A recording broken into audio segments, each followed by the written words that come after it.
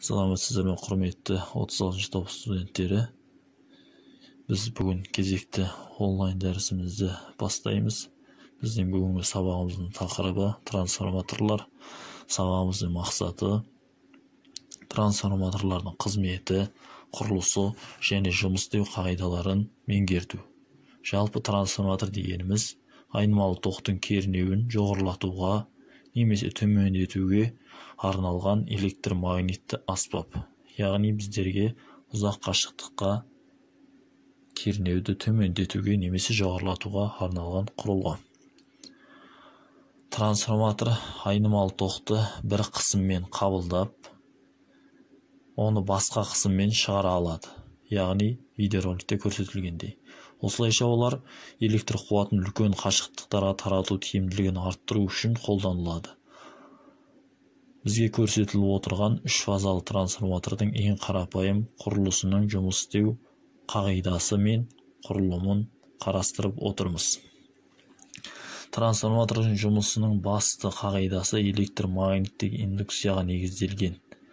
Бұл қағидаға сай контурмен байланысы бар айнымалы магниттік өріс, оның ішінде электр қозғаушы күшін, яғни ЭК дейміз қысқартылған түрде, бізге пайда болып отыр.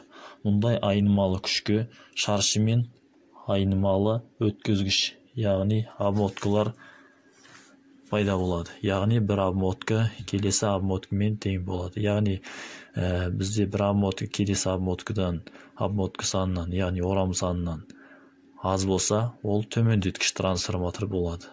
Ал бірінші обмотка орам санынан келесі орам саны жиілігі көп болса, ол яғни жоғарылатқыш трансформатор болып саналады. Трансформаторлардың орам санына байланысты осылай бір фазалы трансформатор, яғни бізге көрсетілгені. Осылайша үш ретте болатын болса орналастырса, яғни ол үш фазалы трансформатор. Бірақ олардың обмотка санында, орам санында ерекшеліктер болады.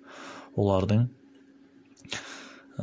обмоткасы екі ретті орамнан тұрады, яғни жоғары кернеу, төменгі кернеу. Екі қабат орам санынан. Келесі орамның түрлері, бұл бізде жоғарғы кернеуді дискілі орама көрсетілген. Бұл яғни жоғары кернеулі трансформаторларда орналастырылады. Дискілі кернеуді жаңа айтқанымызда ішкі өту және сыртқы өту, яғни екі қатардан тұрады.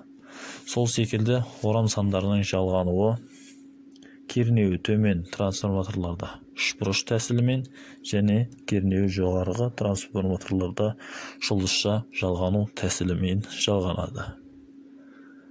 Алдарыңызда көрсетіліп отыр. Назар салып қарасаңыздар, яғни одан біз үш фазалы, яғни тоғы бар өткізгіш және бір нөлевой бейтарап дейміз, төрт контакты өткізгіш шығарамыз. Осылайша трансформатордың біз ішкі жалпы құрылысымен таныстық. Енді сіздерге өзіндік тапсырмалар берілген, соларға жауап берулеріңізді сұраймыз.